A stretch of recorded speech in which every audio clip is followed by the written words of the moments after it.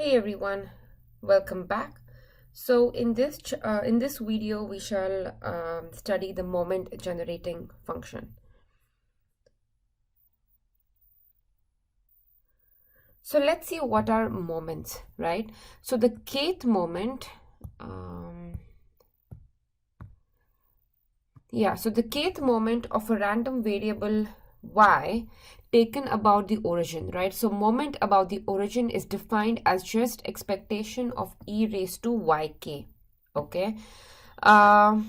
So basically, if you look at the mean, right, which is expectation of x, it's just the first moment. So e raised to yk, you denote it by mu k prime. This prime here denotes that you're taking this moment about the origin, okay? And this k denotes the kth moment. So mu phi 1 is expectation of y raised to 5, basically, right? So expectation of a random variable x is just mu 1 prime, right? And we know that normally we denote it as mu. So the first moment about origin has another special notation which is called as mu because it's very commonly used, right? Because it's the mean.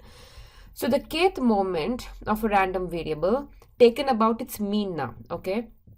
So now we are taking the moment around the mean. So it's defined to be expectation of y minus mu raised to k. So for origin, it's y minus 0 raised to k, right? And for the moment about mean is y minus mu raised to k, okay?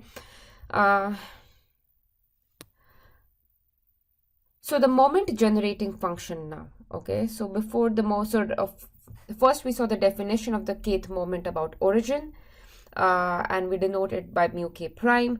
Then we saw the definition of the kth moment about mean, and it's denoted by mu k. So if the prime is, if you have a prime here, that means it's about origin, and if the prime isn't there, that means it's about the mean, okay? So next we look at the moment generating function, or the MGF. It's typically denoted by this letter m of t. So it's a function of t, okay? So m of t is basically expectation of e raised to ty. So this is the definition, e raised to ty, right? It's a function of t and you have t occurring here. So first of all, this exists if this m of t is finite for some for t lying in some interval, right? So this absolute value of t less than equal to b is basically a minus b less than equal to t less than b, okay? So we can find some number b, right? So if t lies in this kind of an interval, then this m of t is going to be finite. That's when we say that this function exists. So you won't have to worry too much about existence of the moment generating function, but it is good to know that it doesn't always exist, and we have the condition for its existence given here. So if the moment, so why do we care about moment generating functions? Okay, because of this last property here.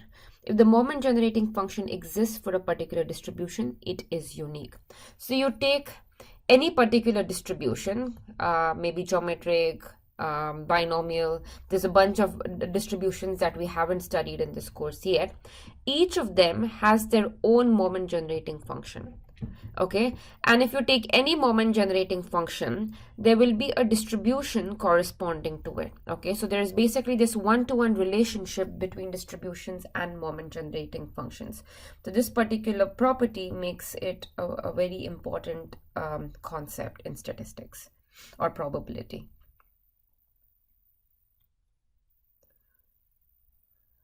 So we take a further look at the moment generating function. So remember, it's expectation. So m of t is expectation of e raised to ty. So we study this e raised to ty a little bit, right? So e raised to ty can be expanded in this way. So this is something, I mean, I'm not going to prove this result, but it's a well-known fact, and this is something you should know very well, okay? That e raised to ty can be expanded like this. And we have also looked at this e raised to x when we studied the Poisson distribution, okay? So you're already familiar with this property. So e raised to ty can be written as this. And for moment generating function, remember you take expectation. So I take expectation of e raised to ty. This is just the definition, right? E raised to ty times probability of y. This is just the definition of expectation. And now e raised to ty, I'm going to substitute this formula, right? This expansion here. So we do that. So it's the first term is 1, right? So 1 times the probability. I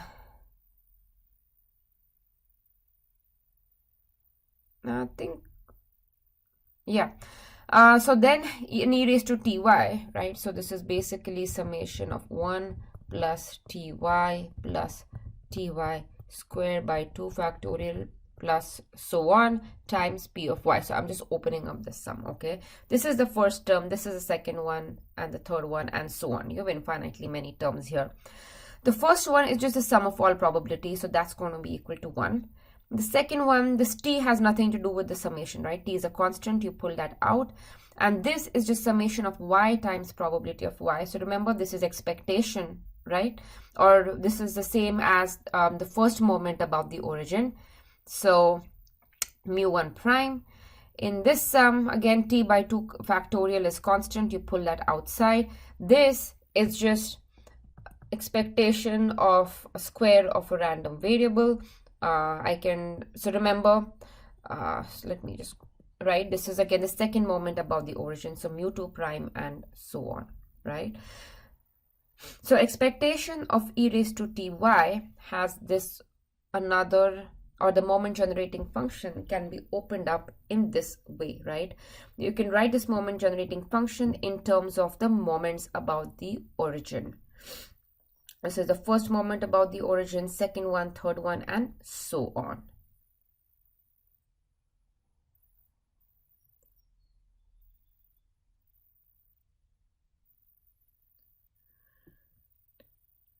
So that kind of motivates this theorem. So if m of t exists, that is if the moment generating function exists, then for any positive integer k, you take the kth derivative, that's what this stands for. That's the kth derivative of the moment generating function, and you plug in t is equal to 0.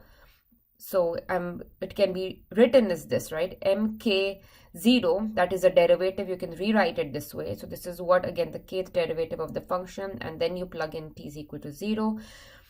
You get back the moment, the kth moment about the origin. So you can use the moment generating functions to find the moment about origins, okay? So if it's the first moment, you take the first derivative, right? And then you plug in t is equal to 0.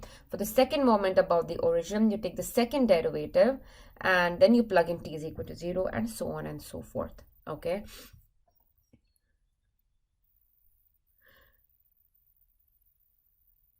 So for proof, it's pretty simple. You know now moment generating function m of t, right, has this particular form. So you can just take the first derivative. This will be 0, right? Take derivative with respect to t. Then you have mu1 prime plus it'll be 2t 2 factorial mu2 prime and so on. And so basically all of these terms, when you take derivatives, there will be t's in those derivatives. So when you plug in t is equal to 0, all of the other terms will disappear except for this one, okay? So if you take the derivative for first derivative and plug in t is equal to 0, you get the first moment about the origin. For the second one, again, you take the second derivative, you'll be left with this one, okay? So you can verify, you should see for yourself properly that if you take the derivative, kth derivative, plug in t is equal to 0, you're going to be left with mu k. So the moral of the story is you can use the moment generating function to find the moments, right? So you can see where the names come from, where the name of this function, the moment generating function, comes from. This function can be used to obtain the moments or generate the moments. Therefore, it is a moment generating function. Again, these are moments around the origin.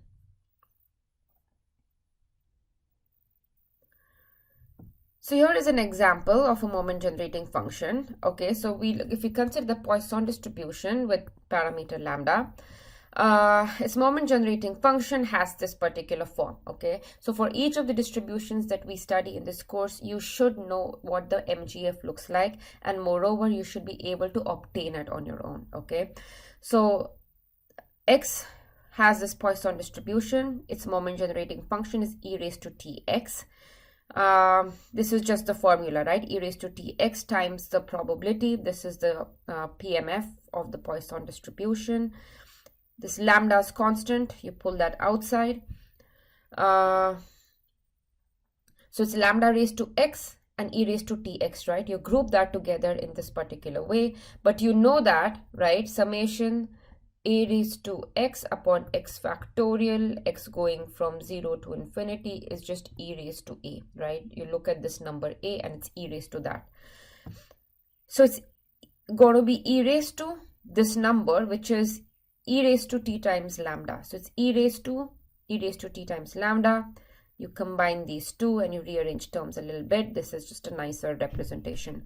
So the moment generating function of a Poisson distribution with parameter lambda is e raised to lambda times e raised to t minus 1. This entire thing is in the exponent here.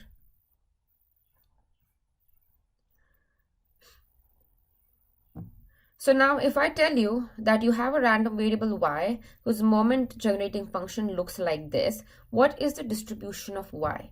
So now you know that for a Poisson distribution, right, this is how the MGF looks like, and then you can match the values here, right?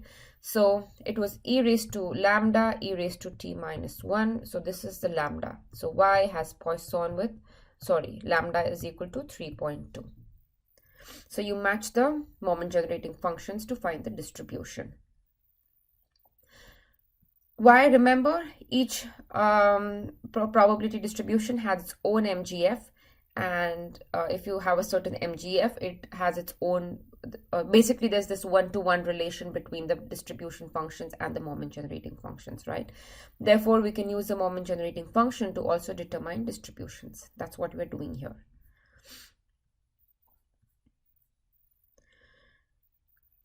So in this slide, we find the moment generating function of the geometric distribution. Again, the formula of MGF is e raised to tx. So it's e raised to tx. This is the PMF of a geometric distribution. X goes from 1 to infinity. So you just group terms together a little bit. So we multiply and divide by e raised to t here, so nothing changes. Then p and e raised to t are constants, nothing to do with x, so you pull them out, and you can write it this way, right? E raised to t times x minus 1 times q raised to x minus 1. You can group e raised to t and q together and rewrite it. So here you should be very comfortable in how to rewrite exponents. Okay, this is like basic stuff. But you should do it correctly to get this expression. So the whole goal of these two steps is to write the moment generating function in this way. Okay, why? Because we know now for this we can use the formula about the geometric series, right? So this whole sum, so remember, a raised to x goes from 0 to infinity, is 1 upon 1 minus a. Okay, so that's what you're using here. So your x goes from 1, but you have x minus 1, so you can do a transformation. Y is equal to x minus 1, then this whole thing would be y is equal to 0 to infinity, e raised to t times q raised to y, and then you can use the result about the geometric series. Okay, so I skipped one step here, but it's not particularly difficult. So this entire thing is basically 1 upon 1 minus this term. So 1 upon 1 minus q e raised to t. Okay, so we get here the MGF of the geometric distribution. Similarly, in this slide, we obtain the MGF of the binomial distribution. Again, e raised to tx is the definition. For binomials, x goes from 0 to n. These are the PMFs. We rewrite this, so it's t raised to x, right? So we can group e raised to t and p together, right? And now you can use the binomial expansion. So this is just q plus this term. So q plus pet raised to n. This is the MGF of the binomial distribution. So you should know the form of MGFs of each of the distribution, right? I can give you the MGF and ask you to find the distribution of the random variable, right? And you can also use the MGFs to find the moments. Remember that. So here is the Chebyshev's theorem. Okay, this is quite an important result. So what does it say? So it says that if x is a random variable, it's some random variable, right? Its mean is mu and it has finite variance. Then for any constant alpha, which has to be a positive constant, this particular relationship holds, right? So probability that x minus mu is greater than alpha is bounded. So this probability is bounded by this particular number, right? Variance of x is a number, alpha x is number. So this probability is bounded by this. So it's possible that sometimes you might collect some data and you don't know what distribution that data comes from, right? You've studied some standard distributions, but you may not, it may not be, but the data that you have may not correspond to any of those. In such cases, can you make any kind of claims about probability of that random variable, right? So this theorem is telling you that if mu is the mean and if it has a finite variance, then we know that this is not an exact probability, but the probability of this set here is bounded by this number, okay?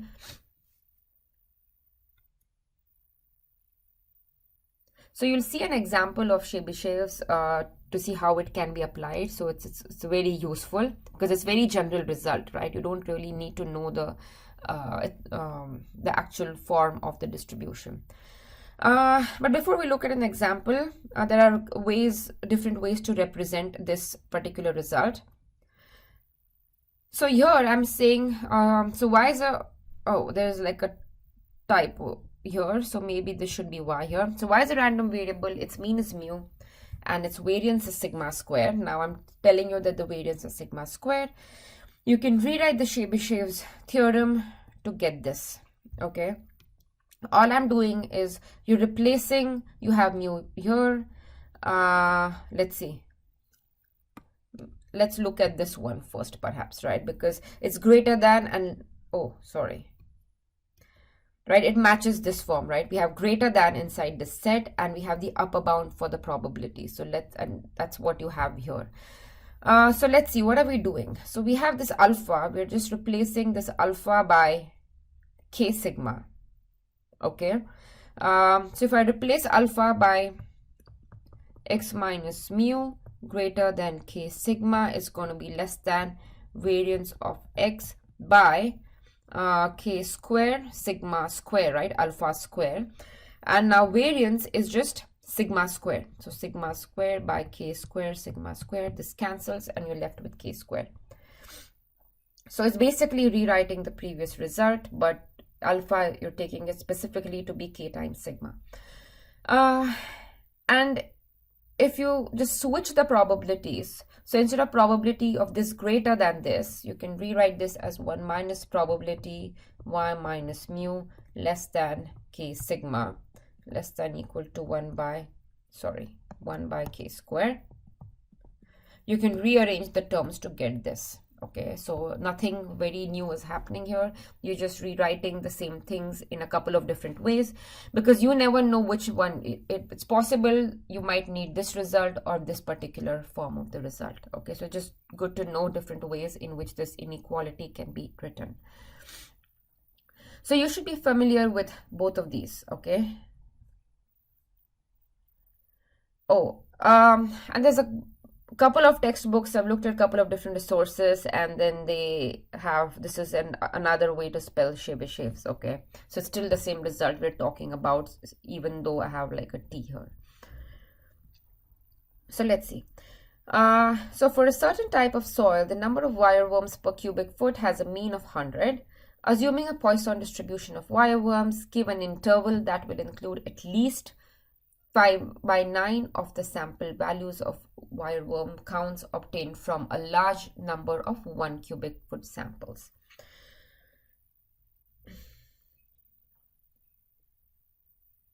Okay, so we know that in this case our distribution, we have a Poisson distribution, but remember for the Chebyshevs you don't need to know the distribution, you just need the mean and the variance. Okay, but in this case you have the Poisson distribution, so you can use results of the Poisson mean and the Poisson variance. Okay.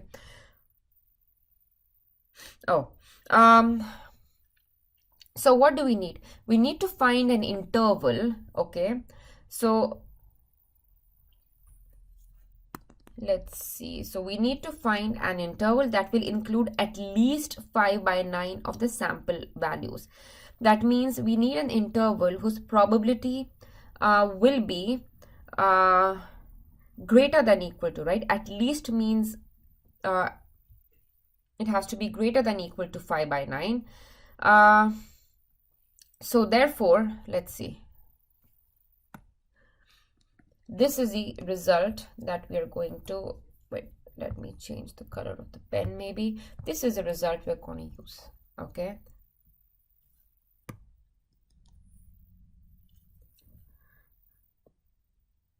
Right, so what does this mean? Probability of absolute value of y minus mu less than k sigma. It means minus k sigma less than y minus mu less than k sigma, right?